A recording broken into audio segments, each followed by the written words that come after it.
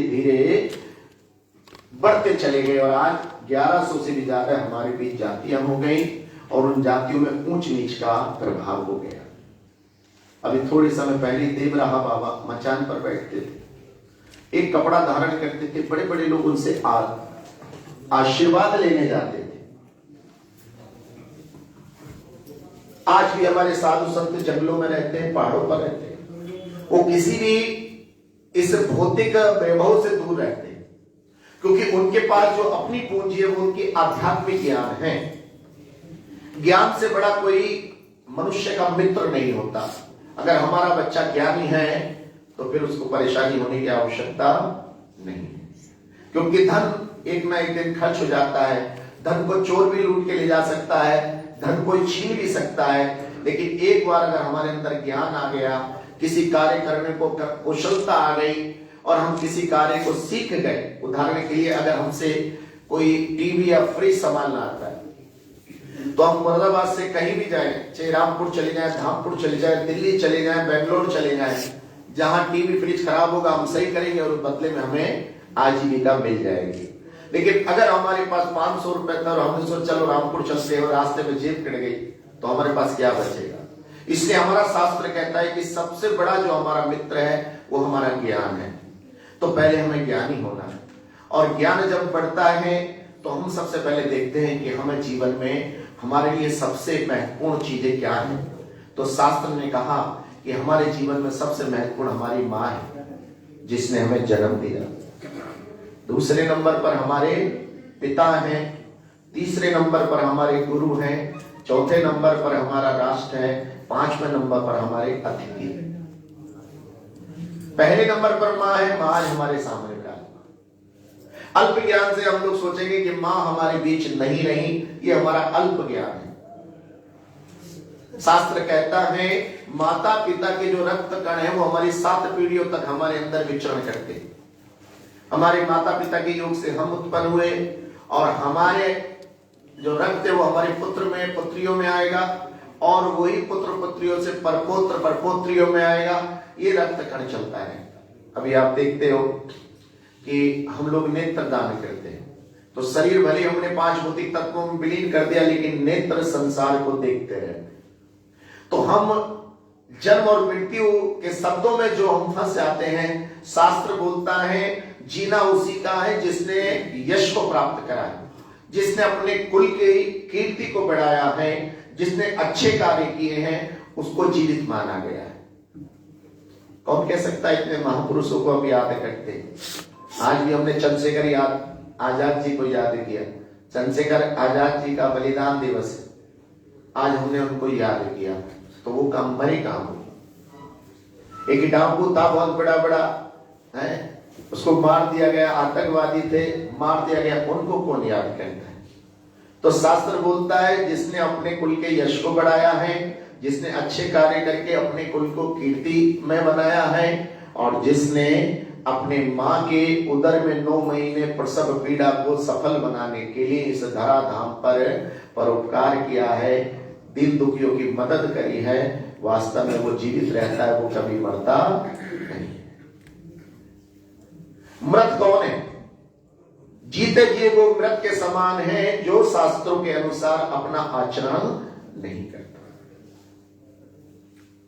कहते हैं जो शास्त्र के विरुद्ध चलता है ते वानरा, और जो शास्त्र के संबंध चलता है ते नरा।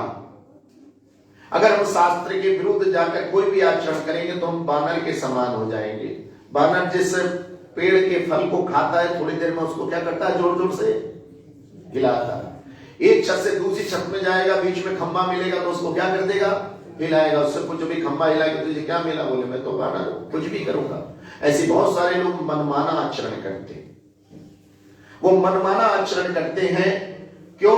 क्योंकि उनको इस बात का ज्ञान ही नहीं होता कि आखिर मैं कौन हूं, कहां से आया हूं, क्या मुझे करना है। अथा तो ब्रह्म जिज्ञासा, मैं कौन हूं, मैं एक जीवात्मा हूं और भगवान के धाम से आया हूं और फिर मुझको वापस वहीं जाना है। तो मुझको क्या करने के लिए भेजा गया? अगर हम हिंदू माइथोलॉजी को देखेंगे तो प्रारब्ध अर्थात पूर्व में संचित कार्यों के अनुसार हम अपने जीवन को प्राप्त करते हैं। ये प्रारब्ध भी 3 प्रकार का बताया गया, मंद प्रारब्ध, तीव्र प्रारब्ध और तर तीव्र प्रारब्ध। मंद प्रारब्ध को हम सद्कार्यों से, दान से, पुण्यों से, गंगा स्नान से, कथा सुन के, कीर्तन सुन के, गरीब लड़कियों की शादी करके, गरीब बच्चों को शिक्षा प्रदान करके इस मंद प्रारब्ध से हम मुक्ति पा लेते हैं।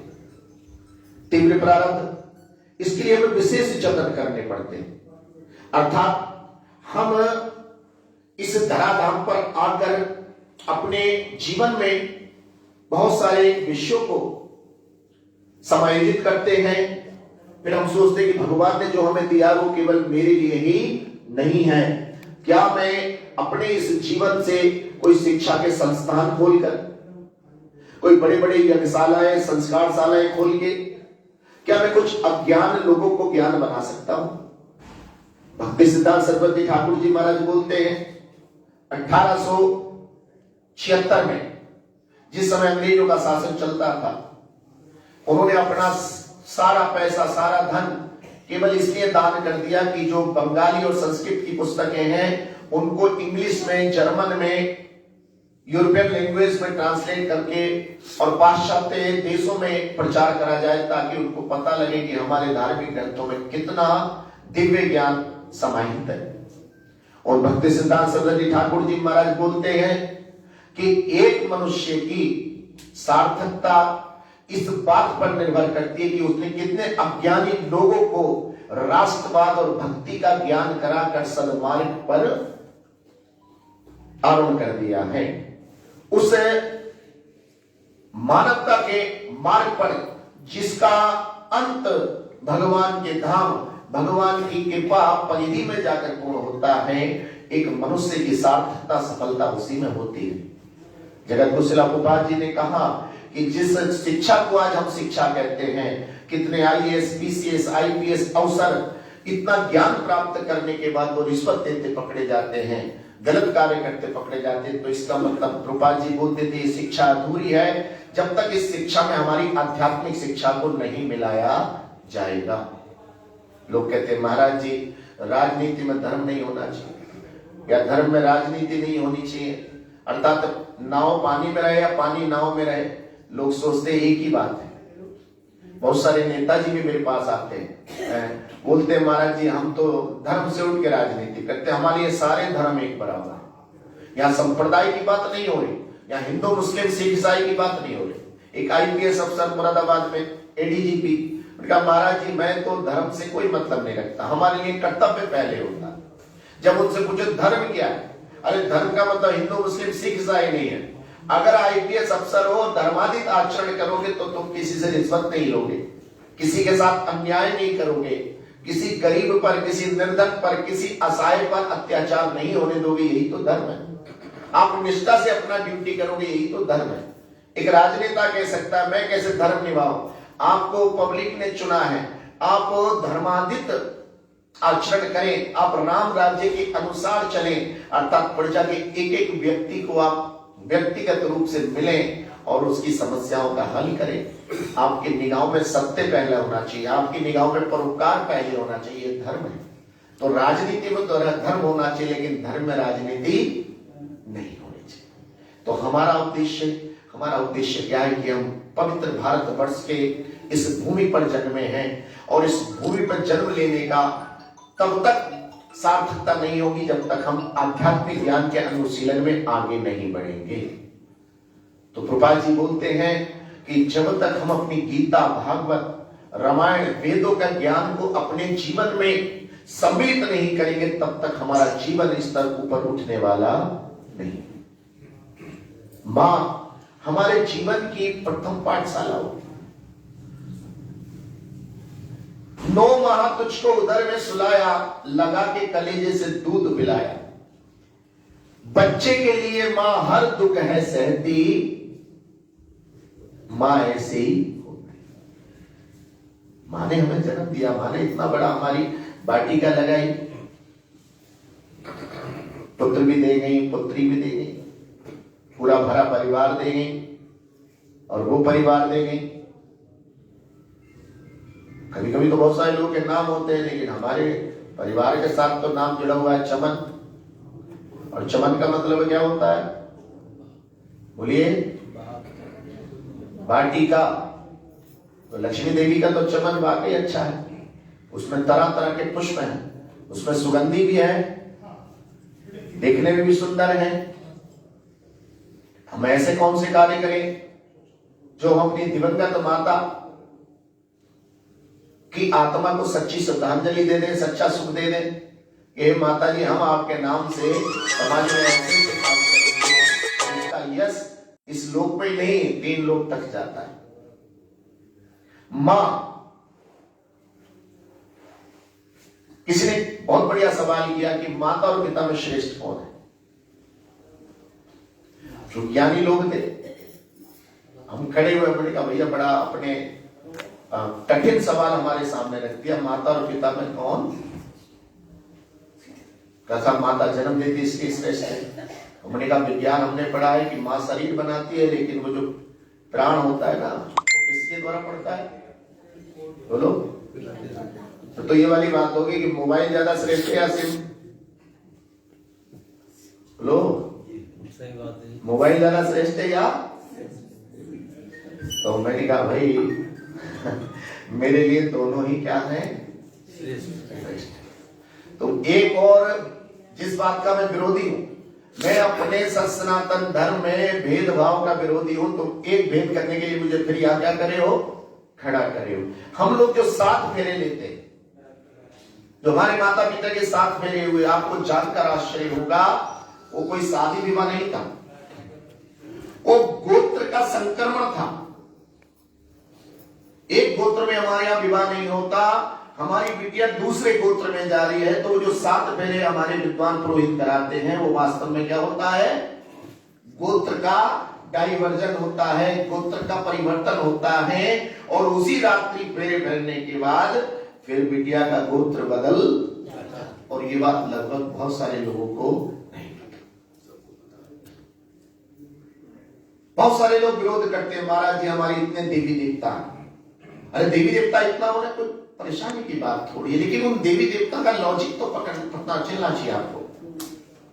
कोई बोलता है महाराज जी मैं गणेश जी का भक्त हूं, गणपति बप्पा मोरया मंगल मूर्ति, और खूब रंग डाल रहे हैं, खूब बड़ी बड़ी शोभा यात्रा निकाल रहे हैं, कहीं पत्थरबाजी भी हो रही है, कहीं झगड़े भी हो रहे हैं, कोई जान भी गंवा रहा है, कोई रथ के नीचे भी आ रहा है, लेकिन उससे पूछा कि भैया गणेश जी की पूजा क्यों करता है, बता सकता है? बोले विघ्न विनाशक। क्या है? बोलिए। विघ्न विनाशक है, इसलिए मैं गणेश जी की पूजा। अरे कोई बोले भाई MIT स्कूल का ही नहीं है, बोले इंजीनियरिंग की शिक्षा देंगे, लेकिन जब तू एडमिशन ही नहीं लेगा तो MIT में कितना घूम के चलेगा, तुझको उससे कोई फायदा होने वाला। तो गणेश जी की पूजा में, रथ यात्रा में तूने भाग लिया, रंग गुलाल उड़ाए, लेकिन गणेश जी काहे से प्रसन्न होते तुझे यही नहीं पता लगा। तब पता लगा हमारे शास्त्रों में गणेश जी की उत्पत्ति माता की सेवा के लिए हुई है।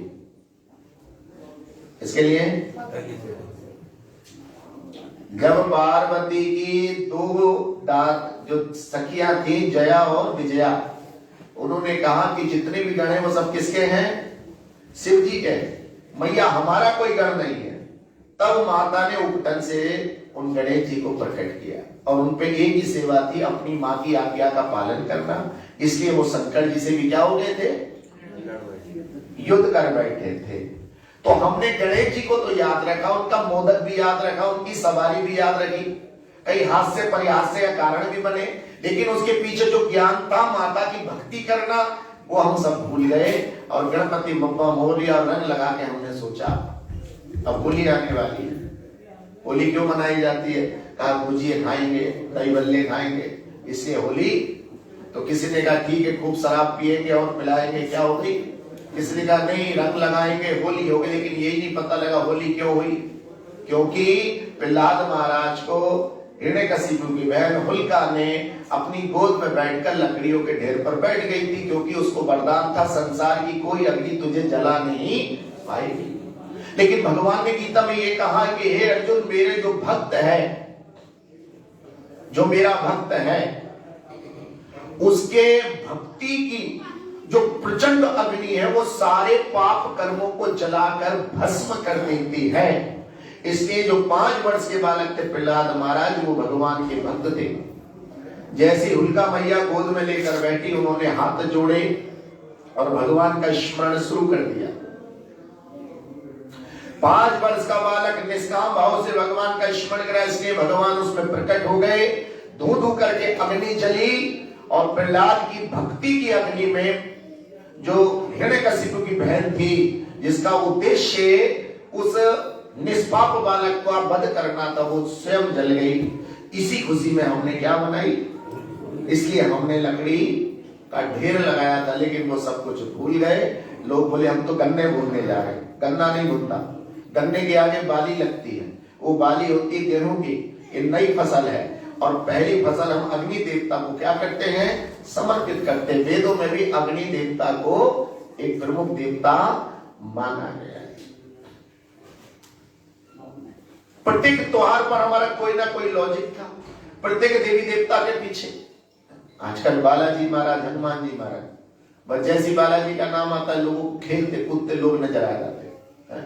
लोग बोलते महाराज जी दरबार में जाते, दरबार में 1 मिनट में कौन आ जाते हैं, बोलो बाजी बा। एक जरा से मुख्यमंत्री प्रधानमंत्री के लिए अपॉइंटमेंट लोगे तो महीनों इंतजार लगा देता है, और यहाँ बालाजी हर मंगल और शनिवार को क्या आ जाते हैं, बोलो ठीक है। फिर पूछा मंगल और शनिवार को क्यों आते बालाजी, बाकी 5 दिन क्या वेस्ट इंडीज में रहते हैं, बोलो। हम कहीं ना कहीं मूर्ख बन रहे हैं, हम रियल ज्ञान से आगे जा रहे हैं, और जिसके कारण हमारा हाल कुछ ऐसा हो गया, ना घर के ना। अरे बालाजी का मतलब क्या है, राम रसायन तुमरे पासा सदा रहो रघुपति के।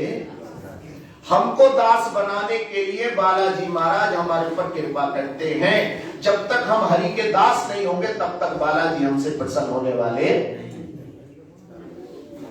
चूंकि मैं MIT में बैठा हूं, मैं इसलिए MIT की बात कर रहा हूं। जब तक हमारा बच्चा इस स्कूल में रजिस्टर्ड नहीं होगा, जब तक यहाँ आकर एग्जाम नहीं देगा, तब तक यहाँ किसी भी अथॉरिटी की उस पर कृपा मिलने वाली। हो सकता है यहाँ के चेयरमैन से या ट्रस्टी से आपके रिश्तेदारी हो, लेकिन फिर भी आप यहाँ की डिग्री नहीं ले सकते जब तक यहाँ क्या नहीं होगे।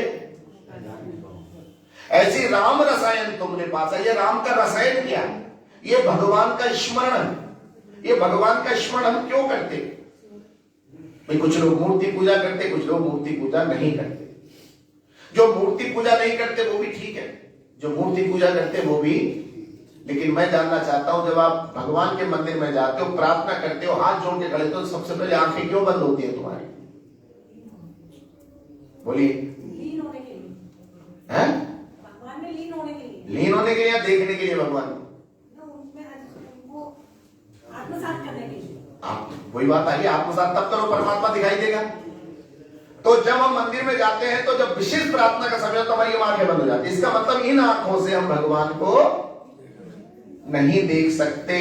भगवान को देखने का ब्रह्म संहिता में ब्रह्मा जी ने बहुत सुंदर सूत्र बताया है, प्रेम अंजन अक्षुरित विलोचनेना। जब तक हमारी आंखों में प्रेम का अंजन नहीं होगा, तब तक हमें भगवान दिखने वाले। माता पिता को प्रेम नहीं कर सकते, भाई को प्रेम नहीं कर सकते, पड़ोसी को प्रेम नहीं कर सकते, हैं? प्रकृति से प्रेम नहीं कर सकते, शिक्षा से प्रेम नहीं है, जीव जंतुओं से प्रेम नहीं है। जब प्रेम हमारी आंखों में नहीं है, तो ठाकुर जी कहां से दिखे, ठाकुर जी कहां से। मैंने तो 6000 से ज्यादा प्रवचन कर दिए, 400 से ज्यादा कथा कर दी। मैं तो लोगों से कह सकता हूं कि मेरे यहां कोई आज तक देवी देवता नहीं आया। जगह जगह हम खेलते हुए देखते, बोलते स्त्री पर देवी आ गई, क्या आ गई, वास्तव में देवी नहीं होती। वो भक्ति का, श्रद्धा का एक ऐसा अतिरेक होता है कि वो समय झूमने लगते हैं। आप क्या विवाह होगा, जैसे आपका बेटा, आपका भाई घोड़े पर बैठेगा और पहली ढोलक बजेगी, तो वैसे आप क्या करना शुरू कर दोगे, बोलो। आप थोड़ी देर के लिए भूल जाओगे मैं वकील हूं, मैं डॉक्टर हूं, प्रधानमंत्री हूं, मैं मुख्यमंत्री। लेकिन ये डांस आप उसी दिन करोगे जिस दिन आपका भाई, आपका बेटा घोड़े पे लेकिन दुनिया के घोड़े पे बच्चे जा रहे होंगे, उनको देख के आप डांस, तो बेटे को देख के हमने कहा क्या उस दिन आप क्या देवी देवता आ गए? एक स्टेडियम के अंदर 1-1 लाख दर्शक होते हैं, और जैसे कोई खेलने वाला चौका छक्का लगाता है कि 1-1 लाख आदमी खड़े होकर चीखने लगते हैं। कोई उनसे पूछे क्या मिला तुम्हें?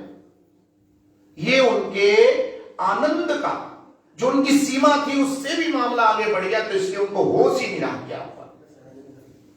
अभी इलेक्शन आने वाला 10 तारीख को, हमारे विधायक जी भी बैठे हैं, बोलो हरे कृष्णा। मैं बीच में इसलिए इनको टोकता रहता हूं क्योंकि नींद कम आ रही होगी। बात यह नहीं है तो 2 ही विजय केवल, बोलो हाँ या, लेकिन हाँ ना में तो मामला लंबा कर दिया ना इन्होंने 7 चरणों में। देखिए रिजल्ट कोई भी आवे, जो ज्ञानी लोग होते हैं वो उसको क्या करते हैं? धैर्यता से स्वीकार। अगर मैं सफल हूं तो मेरी सफलता के पीछे बहुत सारे लोगों का हाथ है। अगर मैं असफल हूं तो वो कारण क्या रहे, मैं उनको दूर करूंगा। मेरी बहस होती है कि आप अपने बच्चों का जन्मदिन मनाते हो, ताली पीटते हो। एक दिन मैं अपने आदरणीय सुधीर गुप्ता जी से भी यही बात कर रहा था। मैंने कहा हमारे यहां प्रचलन बढ़ गया है काय का, केक काटने का। तो हमारे गुरु महाराज ने एक बार कहा कि आपको 100 रुपए दिए गए और 1 रुपया रोज वापस ले रहा है कोई, तो जैसे जैसे आपके 100 रुपए में रुपया कम होगा तो आपको दुख होना चाहिए, सुख होना चाहिए। अब कम हो रहा है रोज, तो प्रत्येक जन्मदिन पर हमारा 1 साल क्या हो जा रहा है, और फिर भी आप क्या करें? तो लोग कह रहे गुरु जी इसका मतलब हम हैप्पी बर्थडे बनाना बंद कर दे। नहीं बनाओ, लेकिन लॉजिक करते।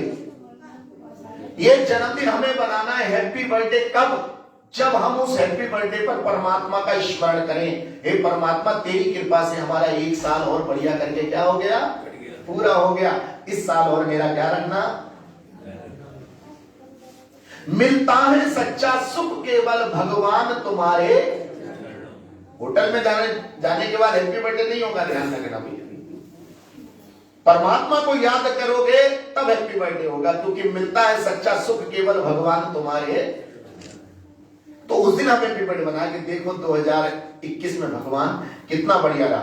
कम से कम हमारा हाल तालिबान की तरह नहीं रहा है कि जहां बम पड़ रहे हैं। हमारा हाल सीरिया की तरह नहीं है, जहां पर यही नहीं पता कि रात को सोएंगे तो सुबह को जगेंगे या।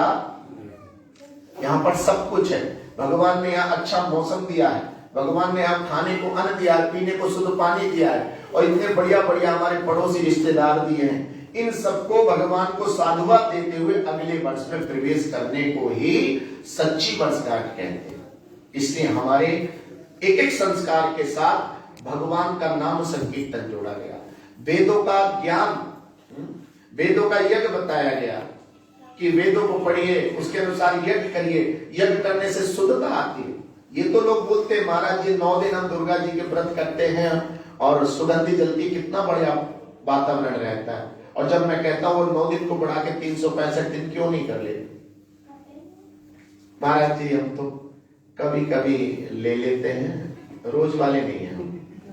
होली दिवाली पे लेते हैं, तो होली दिवाली पे अगर हमने अपना सिर रेल की पटरी पर रख दिया तो छोड़ देगी रेल, महारानी की आज होली है इसको छोड़ दो। कभी कभी बिजली का तार पकड़ेंगे, छोड़ देगा वो? बोलिए नहीं छोड़ेगा। तो इसलिए हम सत सनातन धर्मी हैं। आहार विहार दोनों में शुद्ध करना है, शास्त्रों के अनुसार हमने अपना जीवन बनाना है। इस जीवन मरण, इस विश्राम संस्कार में हम लोग जो एकत्र होते हैं उसका कारण क्या है? चलो शास्त्रों में जो लिखता है, फिर वही वाली बात है। कुछ लोग कल्पना मानते हैं, कुछ लोग सच मानते हैं। और सच्चाई तो यह है कि जब देवी देवता हुए थे, शास्त्र लिखे गए थे, ना तो मैं था वहां, ना बोलो तो लोग लड़े जा रहे हैं, बता राम बड़े हैं या कृष्ण बड़े, लड़ते रहो तो क्यों जी। हरे कृष्णा। कहीं कहीं आता है ना वो बड़े या वो बड़े, पड़ोस से गुजर के जा रहा था, हंसते हुए बोला, अरे कितना ही बड़ा हो, पड़ेगा कहीं नहीं जाके। क्या बोला वो? अरे कहीं लई बड़े का नाम सुना है नहीं? उसने कहा कितना ही बड़ा हो, काय में पड़ेगा जाके, बस बात खत्म कर दी उसने। तू बड़ा या दोनों काय में डाल दो। हमने अपने को बड़ा करके वास्तव में हम अपने को छोटा क्या करते हैं, साबित करते हैं। हमारे यहां नमस्ते इसी का द्योतक है कि जैसे नमस्ते करते हम क्या हो जाते हैं, तृणादपि सुनीचेना तरोरिव सहिष्णुना अमानी ना मान देना कीर्तनीय सदा हरि। तृणादपि, तृण से भी ज्यादा नम्र हम अगर हम रहेंगे तब हम बड़े। तरुरिव सहिष्णुना, तरु माने वृक्ष की तरह अगर सहिष्णु है, कितना शोर करता है टोललैंड का, सहिष्णु अहिष्णुता। अरे सहिष्णुता तो हमें बचपन से सिखा दी गई है कि वृक्ष की तरह सहनशील रहना है। जो वृक्ष फल देता है, जामन थी, बेर थे बढ़िया बढ़िया, आप गए और आपने एक पत्थर उठाया और क्या करा, बोलो क्या गलती थी? वृक्ष ही फल दे रहा था, इसलिए तो पत्थर खाया आपसे उसने। बंजर वृक्ष पे तो कोई नहीं मारता ना। अरे पत्थर किस पे पड़ा? तो उसकी यही गलती थी, वो आपको फल दे रहा था। तरुरिव सहिष्णुना, ऐसी सहिष्णुता चाहिए। वही तो हाल हमारा। हमारे सत्य सनातन धर्म ने दुनिया के धर्मों को आश्रय दिया और आज हम शरणार्थी और घुसपैठिए में अंतर ही नहीं कर पा रहे।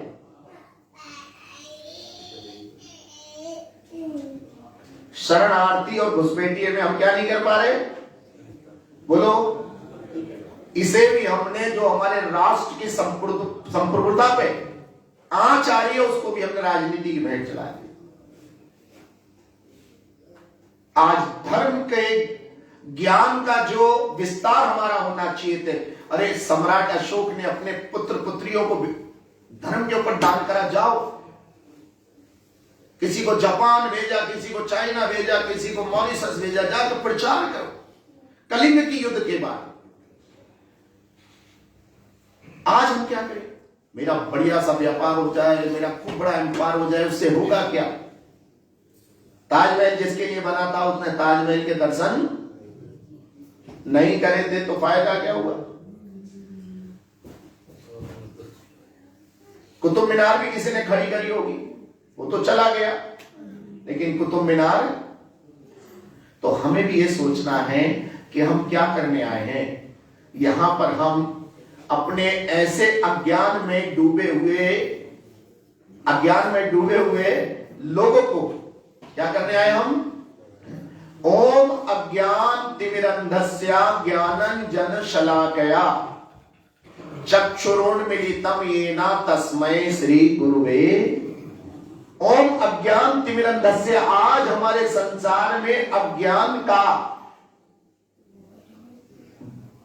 एक साम्राज्य व्याप्त हो गया है।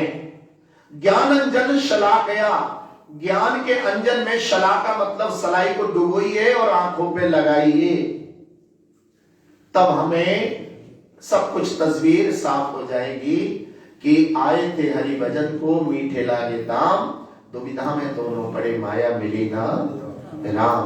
तो आज हम एक बहुत ही पवित्र आत्मा श्रीमती लक्ष्मी देवी जी के धर्मपत्नी स्वर्गीय श्री रजनीश अग्रवाल जी के इस धाम